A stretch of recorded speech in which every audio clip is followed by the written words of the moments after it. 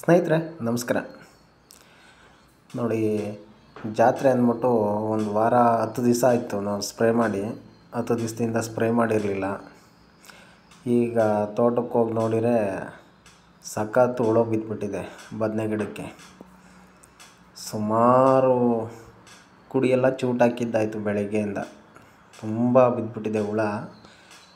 ನೋಡಿ, ಈ ರೈತರು ಬದುಕು ಹೆಂಗೆ ಅಂದರೆ 2-3 ದಿವಸ ಮಾರಿದರೆ ಸಾಕು, ಈ ಥರ ಆಗೋಗ್ಬಿಡುತ್ತೆ. ಸುಮಾರೆಲ್ಲ ಕುಯ್ದು ಆಚೆಗೆ ಹಾಕಿದ್ದು ಇವತ್ತು.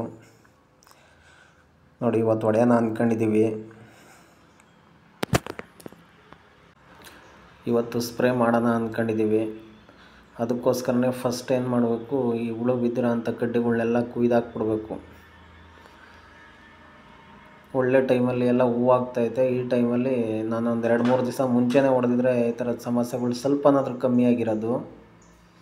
ಈ ಜಾತ್ರೆ ಪ್ರಯುಕ್ತ ನೋಡಿ, ಒಂದು 4-5 ದಿವಸ ನಾನು ಟೈಮ್ ವೇಸ್ಟ್ ಮಾಡಿಬಿಟ್ಟೆ, ಹೊಡೆಯೋಕ್ಕಾಗಲಿಲ್ಲ. ಈಗ ತುಂಬ ಸಖತ್ತು ಎಲ್ಲ ಗಿಡಕ್ಕೂ ಬಿದ್ದುಬಿಟ್ಟಿದೆ ಹುಳ. ಇದು ಕೆಲವೊಂದಷ್ಟು ಜನ ಹೇಳ್ತಾರೆ, ಬದನೆ ಗಿಡ 10 ಬದನೆ ಗಿಡಕ್ಕೆ 1 ಟೊಮೊಟೊ ಹಾಕಿದರೆ ಹುಳ ಸ್ವಲ್ಪ ಕಂಟ್ರೋಲ್ ಆಗುತ್ತೆ ಅಂತ ಹೇಳ್ತಾರೆ. ನಾನು ಹಾಕಿಲ್ಲ. ನೋಡೋಣ, ನೆಕ್ಸ್ಟ್ ಏನಾದರೂ ಬೆಳೆದಾಗ ಇದೊಂದು ಟ್ರೈ ಮಾಡಿ ನೋಡಬೇಕು. 10 ಬದನೆ ಗಿಡಕ್ಕೆ 1 ಟೊಮೊಟೊ ಹಾಕಬೇಕಂತೆ. ನೋಡೋಣ. ಇದಕ್ಕಂತೂ ಇದೇ ಬದನೆಕಾಯಿ ಬೆಳೆಯೋಕ್ಕೆ ಯಾಕೆ ಬೇಜಾರು ಅಂದರೆ ಇದೇ ಸಮಸ್ಯೆ. ಪ್ರತಿ 10 ದಿವಸಕ್ಕೊಂದ್ಸಲ, ವಾರಕ್ಕೊಂದ್ಸಲ ಹೊಡಿತಾನೇ ಇರಬೇಕು. ಇಲ್ಲ ಅಂದರೆ ಎಲ್ಲವೂ ಈ ಕಾಯಿಗೆ, ಈ ಕಾಂಡಕ್ಕೆ ಮತ್ತು ಕಾಯಿಗೆ ಎಲ್ಲ ಬಿದ್ದೋಗ್ಬಿಡುತ್ತೆ. ಇವತ್ತು ನಮ್ಮ ಅಕ್ಕನ ಮಕ್ಕಳಿಬ್ಬರು ಮನೇಲಿದ್ದರು, ಕರ್ಕೊಂಬಂದಿದ್ದೀನಿ. ಇಬ್ಬರು ಕುಯ್ತಾವ್ರೆ. ನೋಡಿ, ಇಂಥ ಬಕೆಟ್ಗಳು ಅದೆಷ್ಟು ಸುಮಾರು ಒಂದು 10 ಬಕೆಟ್ ಮೇಲಾಗಿದೆ. ಎಲ್ಲ ಕುಯ್ದಾಕಿರೋದು ಬೆಳಗ್ಗೆಯಿಂದ. ಕುಯ್ದು ಹಾಕ್ತಾರದಷ್ಟೇ. ಬಿಟ್ಟರೆ ಅದು ಸರಿ ಹೋಗಲ್ಲ. ಅದು ಬಿಟ್ಟರೆ ನಾವು ಔಷಧಿ ಹೊಡೆದ್ರೂ ವೇಸ್ಟೇ. ಅದು ಹುಳ ಕಾಂಡದೊಳಗಿರೋದು ಸಾಯಲ್ಲ. ನೋಡಿ, ಕಾಯಿ ಸ್ಟಾರ್ಟ್ ಆಗ್ತಾಯಿದೆ. ಕಾಯಿಗೂ ಬಿದ್ದುಬಿಟ್ಟೈತೆ ಅಲ್ಲೇ. ಅದಕ್ಕೋಸ್ಕರ ಇವತ್ತು ನೋಡಿ ನೀರು ಹಿಡಿತಾ ಇದ್ದೀವಿ. ಸ್ಪ್ರೇ ಮಾಡಿಬಿಡೋಣ ಅಂತ ಅತ್ಲಾಗೆ.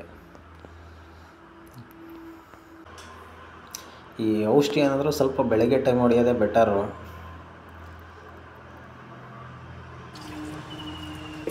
ಯಾಕೆ ಅಂತಂದರೆ ಈ ಮಧ್ಯಾಹ್ನ ಇವಾಗ ಮಳೆಗಾಲ ಸ್ಟಾರ್ಟ್ ಆಯಿತು. ಈ ಮಧ್ಯಾಹ್ನ ಮಳೆ ಯಾವಾಗ ಬರುತ್ತೆ ಅಂತ ಗೊತ್ತಿಲ್ಲ. ನಾವೇನಾದರೂ ಸ್ವಲ್ಪ ಲೇಟ್ ಮಾಡಿ ಹೊಡೆದ್ರೆ ಬೇಗ ಮಳೆ ಬಂದುಬಿಟ್ರೆ ಪ್ರಾಬ್ಲಮ್ ಆಗುತ್ತೆ. ಹೊಡೆದ್ರೂ ವೇಸ್ಟೇ. ಹಂಗಾಗಿ ಸ್ವಲ್ಪ ಆದಷ್ಟು ಬೆಳಗ್ಗೆನೇ ಹೊಡೆಯೋದು ಬೆಟರು. ಜೊತೆಗೆ ಒಂದು ಶಾಂಪು ಹಾಕ್ಕೊಂಡು ಹೊಡೆದ್ರೆ ಇನ್ನೂ ಬೆಟರು ಅಂತ ಹೇಳ್ತಾರೆ ಕೆಲವಷ್ಟು ಜನ.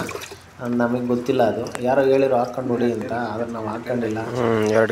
ಯಾವುದೋ ಸ್ಪ್ರೇ ಮಾಡ್ತಾ ಇದ್ದೀವಪ್ಪ ಅಂದರೆ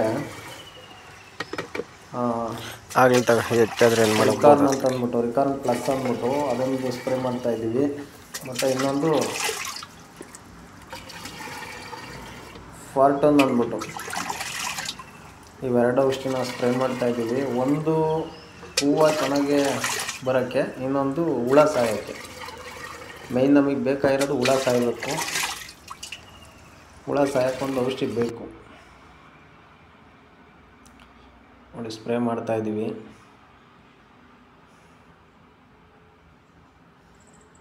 ಇದು ತುಂಬ ಸ್ಮೆಲ್ಲು ಸ್ನೇಹಿತರೆ. ಯಾವುದಿದು ರಿಕಾರ್ನ್ ಅಂದ್ಬಿಟ್ಟು ಸಖತ್ ಸ್ಮೆಲ್ಲಿದೆ. ಈ ಸ್ಮೆಲ್ಗೆ ತಲೆನೋವು ಬಂದ್ಬಿಡುತ್ತೆ, ಅಷ್ಟು ಸ್ಮೆಲ್ಲಿದೆ ಇದು. ಈ ಜೇನು ಪೆಟ್ಟಿಗೆ ಬೇರೆ ಪಕ್ಕದಲ್ಲಿ ಅಗಲ ಗಿಡದಲ್ಲಿ ಇಟ್ಟಿದ್ದೀವಿ. ಅದು ಏನಾಗುತ್ತೋಪ್ಪ, ಈ ಔಷಧಿ ಹೊಡಿತಾರೆ ಅದರಿಂದ ಏನು ಎದ್ಗಿದ್ದು ಹೋಗ್ಬಿಡ್ತಾವೋ ಏನು ಕಥೆನೋ ಗೊತ್ತಿಲ್ಲ. ಆದರೂ ಬಟ್ಟೆ ಹಾಕಿದ್ದೀನಿ ಅದ್ರ ಮೇಲೆ. ಆ ಜೇನು ಪೆಟ್ಟಿಗೆ ಮೇಲೆ ಬಟ್ಟೆ ಒದಿಸ್ಬಿಟ್ಟು ಇದು ಸ್ಪ್ರೇ ಮಾಡ್ತಾಯಿದ್ದೀವಿ. ನೋಡೋಣ ಇದ್ರದ್ದು ಯಾವ ಥರ ಬರುತ್ತೆ ಇಳುವರಿ ಎಲ್ಲ ಗೊತ್ತಾಗುತ್ತೆ ಒಂದು ಸಲ. ಈಗ ಹೊಡೆದು ನೋಡಿದ್ರೆ ಗೊತ್ತಾಗುತ್ತೆ.